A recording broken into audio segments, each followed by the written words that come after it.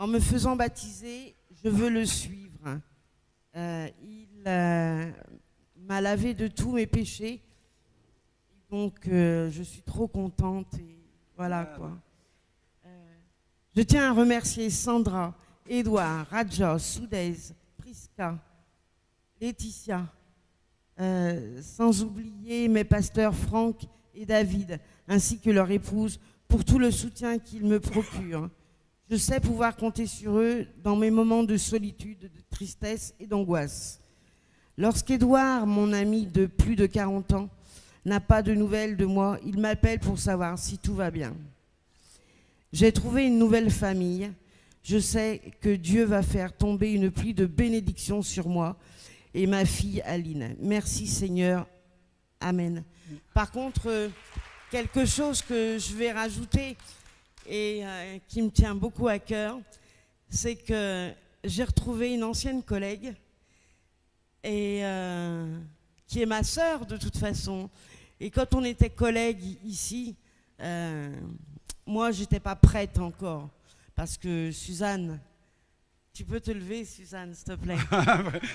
Voilà Suzanne, tranquille, tu voulais être discrète mais voilà, on sait que tu t'appelles Suzanne hein, maintenant. Donc je sais que Suzanne, elle me parlait et d'ailleurs une année, elle m'avait donné un petit marque-page avec un verset que j'ai toujours gardé dans mon agenda de l'année. Et quand j'ai dit à Suzanne que je me faisais baptiser, elle était très contente. Elle n'était pas sûre de pouvoir venir aujourd'hui parce qu'elle était un petit peu patraque. Et quand je l'ai vue ce matin, je suis super contente qu'elle soit là avec son mari Paul et sa petite Naomi. Voilà. Merci Suzanne. Et encore merci Edouard et Sandra. Je vous aime.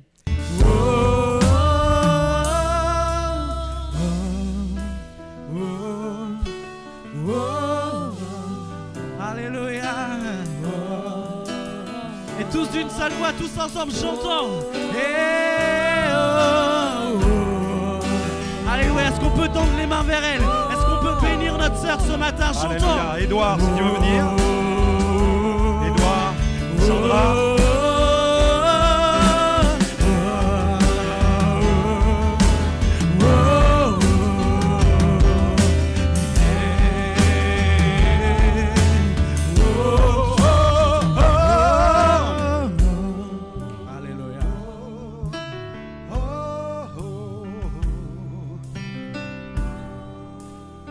Amen. Vous pouvez mettre vos mains sur elle. Amen. Vous l'avez amenée à Christ. Virginie, tu as l'assurance du pardon de tes péchés? Oui. Tu aimes Jésus de tout ton cœur? De tout mon cœur. Tu crois qu'il est vivant? Oui, il est vivant. Et il revient bientôt. Eh oui, c'est parce qu'il est vivant qu'il revient bientôt. Amen, amen. Alors, sur la base de cette confession de foi, je te baptise au nom du Père, du Fils et du Saint-Esprit, avec mon épouse et aussi avec Sandra, avec Edouard, qui t'ont amené au Seigneur. Nous te baptisons au nom du Père, du Fils et du Saint-Esprit. Amen. Alléluia. Et chantons.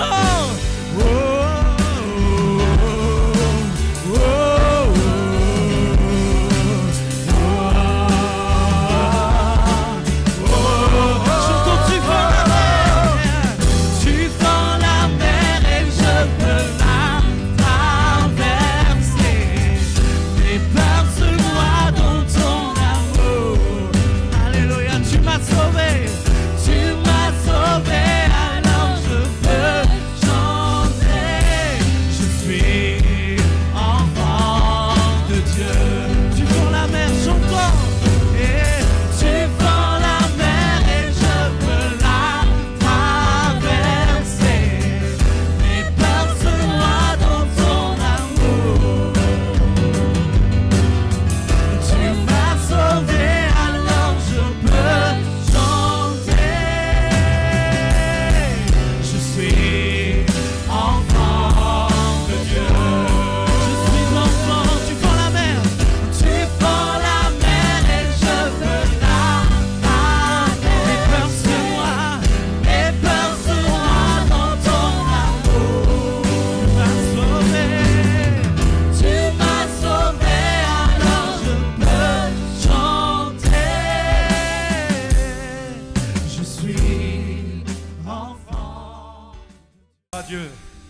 vous invitons à prendre place quelques instants, à ouvrir votre Bible.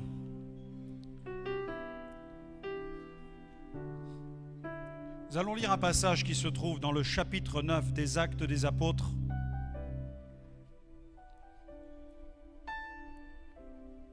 Vous avez tout un passage extraordinaire qui relate, et je vous invite à le lire chez vous. Ce chapitre traite de la conversion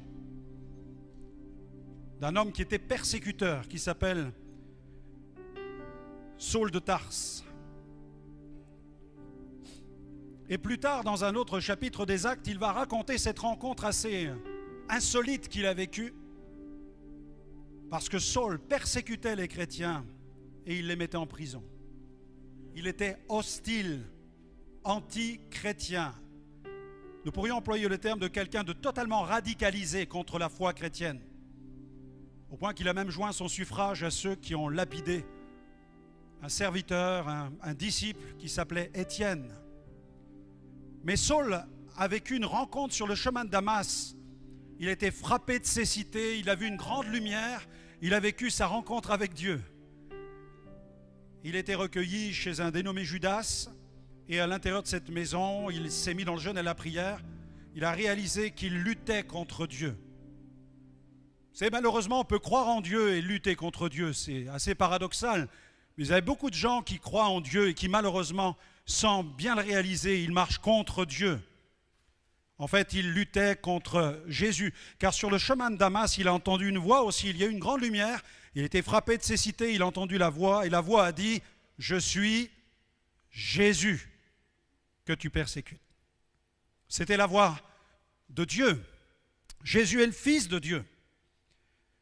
Et dans un autre récit, dans Acte 20, je crois, il raconte cette histoire, il dit « Un nommé Ananias, homme pieux selon la loi, et de qui tous les Juifs demeurant à Damas rendaient un bon témoignage, vint se présenter à moi, il me dit... » Il est en train de raconter, quelque temps plus tard, alors que maintenant il n'est plus persécuteur, il est devenu apôtre.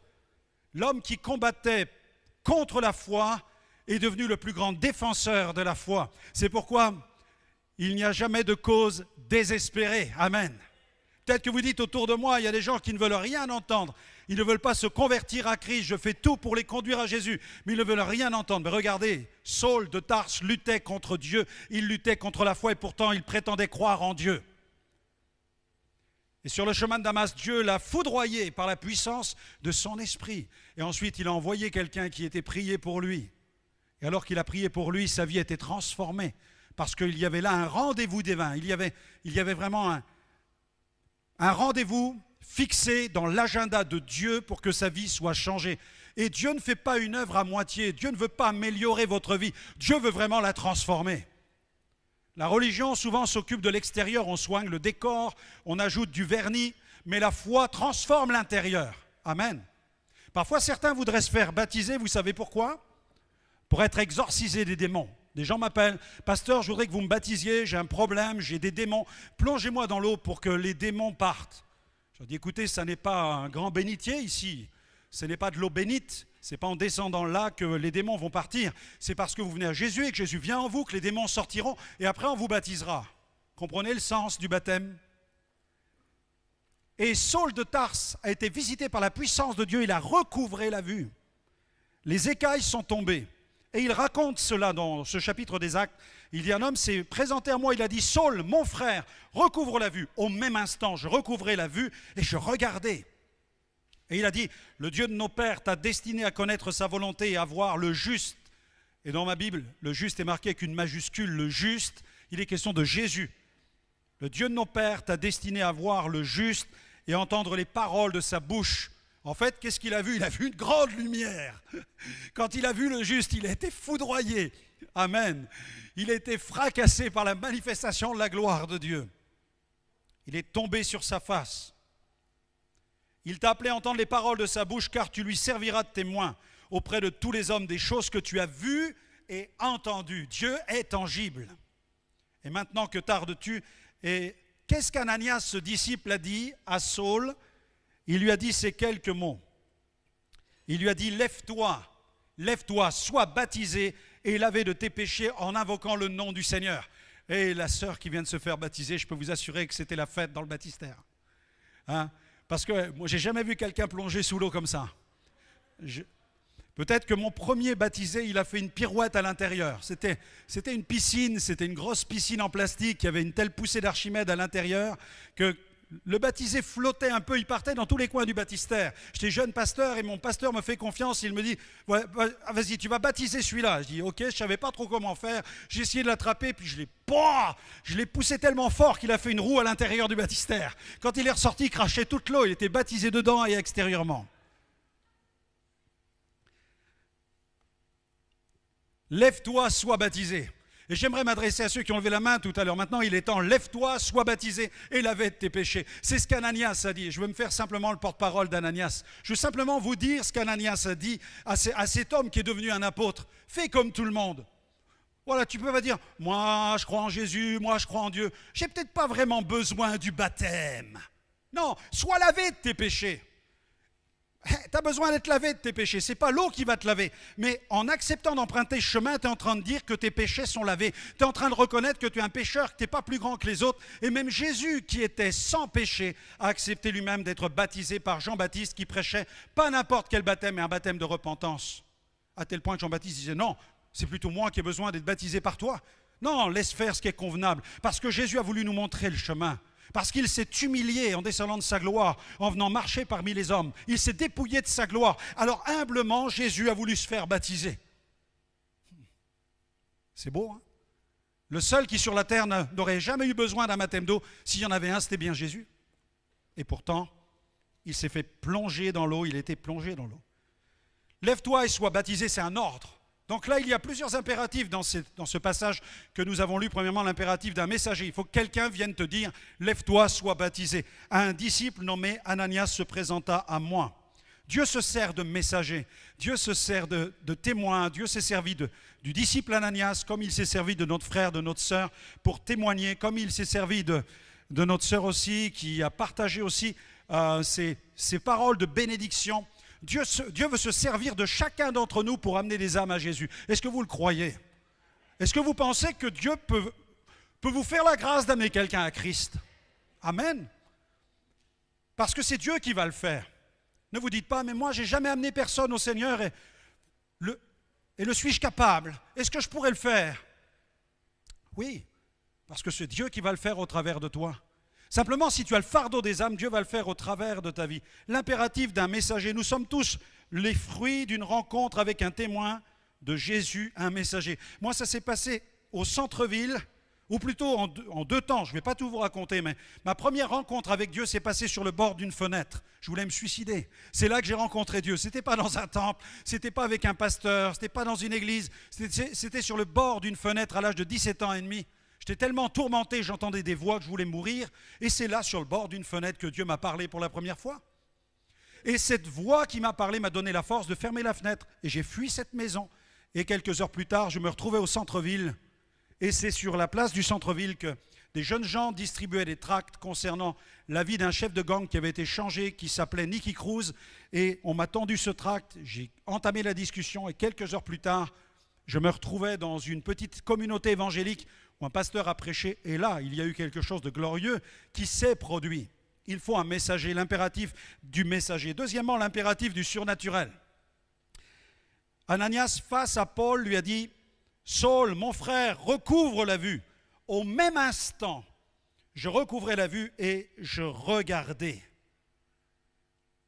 La foi de Saul a été fondée sur la puissance de Dieu. D'ailleurs, plus tard dans ses écrits, dans l'une de ses lettres, Paul écrira ceci dans 1 Corinthiens 2, versets 4 à 5. « Ma parole et ma prédication ne reposaient pas sur les discours persuasifs de la sagesse, ou plus, nous pourrions dire la philosophie, mais sur une démonstration d'esprit et de puissance, afin que votre foi fût fondée non sur la sagesse des hommes, mais sur la puissance de Dieu. » Amen. Il n'y a pas de foi plus solide qu'une foi qui est fondée sur la révélation ou sur la puissance, le miracle. En Samarie, les foules étaient attentives à ce que disait Philippe lorsqu'elles apprirent et virent les miracles qu'il faisait. Et lorsque nous entendons que des hommes et des femmes sont transformés par la puissance de Dieu, C'est un coup d'accélérateur dans la foi de ceux qui écoutent. Et je crois que ce matin, avec ce que nous avons entendu de la part de notre sœur, il y a un coup d'accélérateur dans la vie de plusieurs. Ils ont comme reçu dans leur cœur ce signal du top départ où Dieu leur dit maintenant, cesse d'attendre. Maintenant, arrête d'être spectateur. Maintenant, engage-toi. Maintenant, lève-toi, sois baptisé et lavé de tes péchés, comme Saul a accepté de le faire. La foi fondée sur la puissance de Dieu, la foi fondée sur une guérison divine, la foi fondée sur une délivrance, la foi fondée sur une visitation profonde, sur une guérison intérieure, la foi fondée sur un signe, sur un prodige, sur un miracle, sur une révélation, sur un songe. Troisième point, l'impératif de la révélation du Christ, parce qu'il faut que ça aille plus loin. Dieu se sert des signes, des miracles, des prodiges, mais il se sert aussi du ministère du Saint-Esprit qui vient nous révéler une seule et unique personne, la personne de Jésus. Moi, je n'ai pas le pouvoir de vous transformer. C'est Jésus le Christ qui a triomphé de vos péchés. Quelle que soit l'éminence, l'excellence d'un pasteur, d'un ministère, nous ne nous prêchons pas nous-mêmes, nous prêchons Jésus qui, lui, nous a transformés. Et celui qui va vous libérer, c'est le Christ lui-même. Verset 14, le Dieu de nos pères t'a destiné à connaître sa volonté, c'est ce que lui dit Ananias, et à voir le juste et entendre les paroles de sa bouche. Il a entendu. Christ est mort, Christ est au ciel, Christ est couronné. Mais sur le chemin de Damas, Dieu a manifesté cette gloire, la voix audible de Jésus.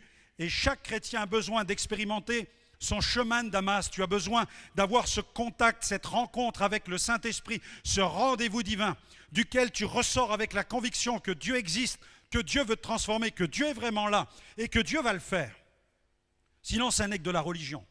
On peut ressortir d'un lieu religieux avec plus de connaissances évangéliques. Vous allez ressortir avec beaucoup d'informations en disant le pasteur a dit que, le pasteur a lu tel passage dans telle lettre. Vous savez, on peut faire une faculté de théologie et pourtant ne pas connaître Dieu. On peut ressortir avec un diplôme, même un titre pastoral et un col blanc et n'avoir aucune relation personnelle avec Dieu. Il suffit d'acheter le col blanc, d'acheter le costume, d'acheter une Bible et puis ça fera illusion. Mais lorsque le Saint-Esprit vient et vous visite, là il y a transformation. Mes amis, moi je n'avais pas vraiment de sentiment chrétien. J'ai suivi le process de ma religion avec une communion, une confirmation, le vol de l'offrande du prêtre. Avec mon frère, on faisait l'étron. C'était les seuls moments où nous avions des sentiments chrétiens. Et le prêtre venait même à la maison, il faisait tourner les tables avec ma mère, il pratiquait le spiritisme avec elle. Ce qui veut dire que pour moi, mes références chrétiennes étaient mélangées à l'occultisme. C'est ce qu'on appelle aujourd'hui le syncrétisme. Et les gens aimeraient continuer dans le syncrétisme, se dire, moi je suis chrétien. Et puis la semaine, ils vont chez le voyant ou chez le guérisseur et ils lisent leur astrologie. Non, ça n'est pas possible.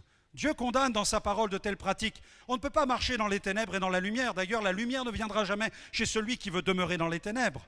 Mais si je veux quitter les ténèbres en me tournant vers le Christ, alors sa lumière va m'illuminer et il va me délivrer de tous mes vices, toutes mes passions, toutes mes chaînes. Il va me rendre parfaitement libre. Et là, dans la rue, j'étais face à ce chrétien, un homme d'origine malgache qui m'a parlé de Jésus. Un homme de petite taille, mais avec un message tellement clair, tellement simple.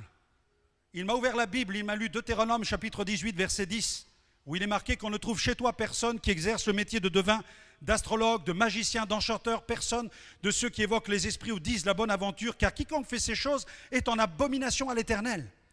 Mes amis, quand il m'a lu ce passage, c'était comme une épée qui m'a traversé le cœur, parce que ma mère était sorcière. On m'appelait le fils de la sorcière, elle avait son cabinet de consultation. Elle avait sa clientèle, elle était guérisseuse, elle était spirit, parapsychologue. Et j'apprenais les choses en sa compagnie. Et j'avais ajouté les arts martiaux. Donc je mélangeais toutes ces pratiques de l'orientalisme avec le New Age. Et il y avait des phénomènes paranormaux à la maison. Le surnaturel, je l'ai connu avant l'Évangile. Mais c'était un surnaturel diabolique et angoissant et destructeur. Les objets se déplaçaient tout seuls à la maison. Même la table de ferme, la table en chêne, une table comme à la campagne, vous savez, des tables extrêmement épaisses et lourdes. Elles se déplaçaient toutes seules dans la maison. Les meubles s'agitaient. La nuit, des mains visibles se posaient sur mon corps. J'entendais même des voix et mon esprit se dédoublait. Mais après avoir entendu la voix de Dieu sur la bord de la fenêtre et dans la rue avoir eu contact avec cet Ananias des temps modernes, ce soir-là, je suis allé dans cette petite communauté, j'ai accepté l'invitation, je suis rentré à l'intérieur et là j'ai vécu une rencontre de puissance parce que je sentais que ce qui habitait ma vie était négatif et ce que j'entendais là était positif. Et c'était comme un choc, une rencontre de puissance entre les ténèbres et la lumière. Et j'avais besoin de délivrance. Mon corps s'est mis à trembler, de la tête jusqu'aux pieds.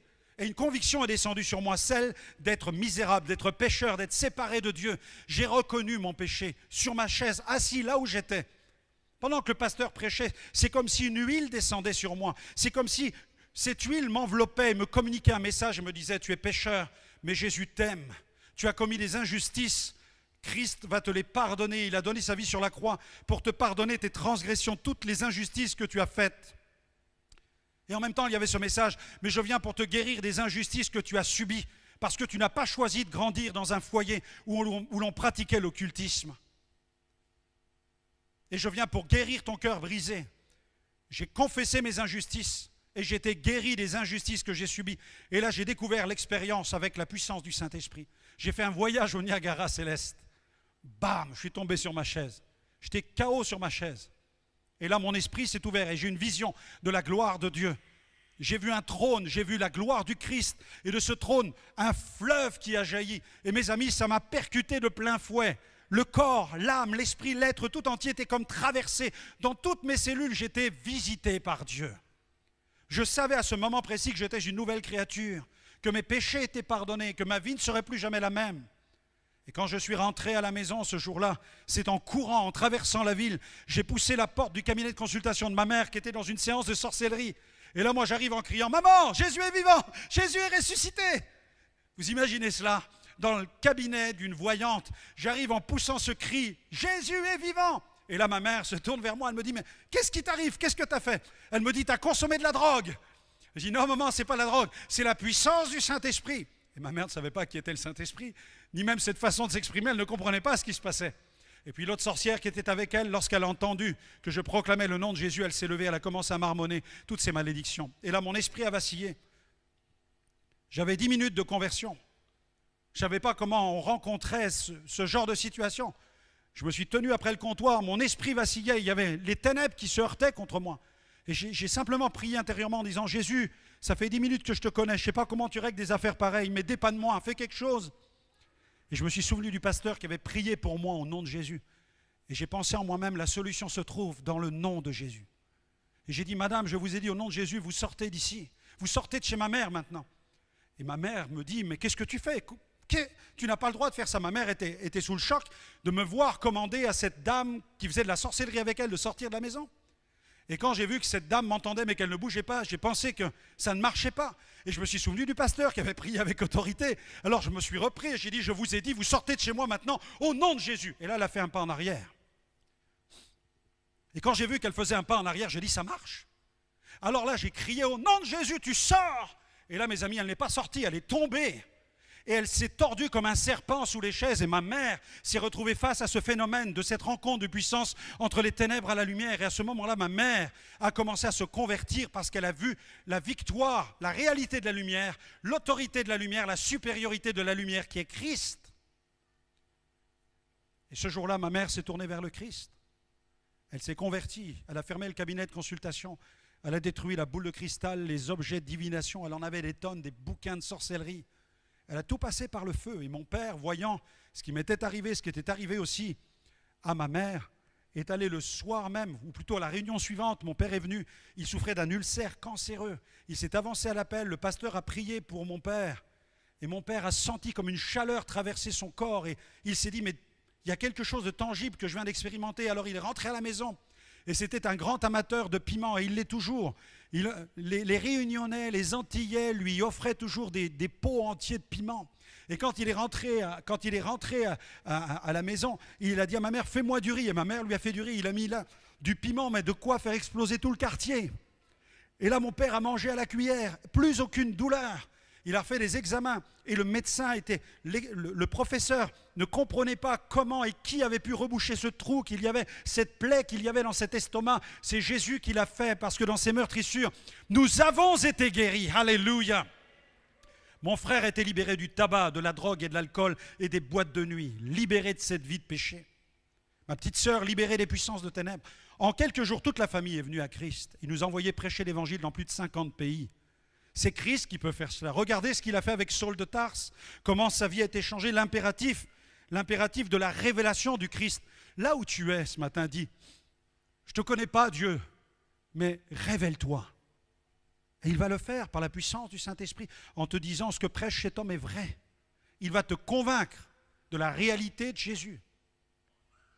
Alors vient l'impératif, et je terminerai par là, l'impératif de la consécration. Sois baptisé, lève-toi, sois baptisé et lavé de tes péchés. D'autres passages dans la parole parlent du lavage, du nettoyage, d'une vie purifiée. Comprenez-le bien, ce n'est pas l'eau qui fait cela. C'est parce que le Saint-Esprit le fait que je plonge dans l'eau pour dire au monde visible et invisible que Christ m'a transformé et continue de le faire. Nous n'avons pas la prétention, lorsque nous baptisons quelqu'un, de sortir quelqu'un de l'eau de parfait. La personne qui rentre n'est pas parfaite, celle qui en sort n'est pas parfaite, mais elle est dans un processus de transformation à une seule image, celui qui est parfait, qui s'appelle Jésus. Je ne connais pas un chrétien parfait sur cette planète. Ça n'existe pas et nous n'avons pas cet orgueil, cette arrogance de pouvoir prétendre de telles choses. Nous ne sommes pas parfaits. Mais nous avons décidé de consacrer notre vie à celui qui est parfait. Amen. Et nous avons porté des fruits dignes de la repentance. Il y a du changement. Quelqu'un qui se fait baptiser, c'est parce qu'il sait maintenant que sa vie a changé, parce que Christ a commencé de le transformer. J'aimerais ce matin prier pour ceux et celles qui veulent vraiment s'engager avec le Christ. Vous dites ce matin, bien j'entends cet appel. C'est comme si le Saint-Esprit me répétait ces mots qu'Ananias a employés lorsqu'il a parlé à Saul dans cette maison et qui lui a dit « Lève-toi, sois baptisé et lavé de tes péchés ». Si tu entends cette voix dans ton cœur, si ces mots résonnent dans ton cœur, c'est que le Saint-Esprit te parle. Sinon, tu n'écouterais même pas ma prédication ou tu dirais « Moi, je finis ce culte, je rentre chez moi et ça n'ira pas plus loin ». Mais si ces mots te parlent, c'est que c'est le Saint-Esprit qui fait résonner cette réalité dans ta conscience parce que Jésus est vraiment vivant et il revient bientôt. Comme Virginie l'a crié dans le baptistère. Elle a dit, oui, je crois que Jésus est vivant ressuscité. Elle a dit, et il revient bientôt. Brrr. Amen.